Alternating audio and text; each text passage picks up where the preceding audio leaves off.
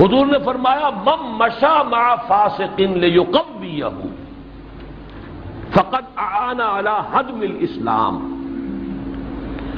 جو شخص چلا کسی فاسق کے ساتھ اسے تقویت پہنچانے کی نیت سے، اس نے اسلام کی جڑیں کھودنے میں مدد کی ہے۔ یہ جو ہمارے سیاسی محاذ بنتے ہیں اور ان لوگوں کے لیے یہ حدیث بڑی اہم ہے کہ کسی کا ساتھ دینے کے لیے اور کسی کے ساتھ تعاون کے لیے پہلے یہ دیکھا کریں فاسق ہے کہ اللہ تعالیٰ کے متقی لوگ ہیں۔ من مشا، جو چلا، مع فاسق، کسی فاسق کے ساتھ، لیقویہ، تاکہ اسے تقویت دے،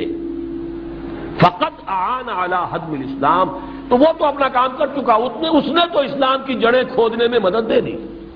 آگے کچھ ہوا یا نہیں ہوا وہ تو کر چکا نا۔ اب اس کا کانورس لیجئے،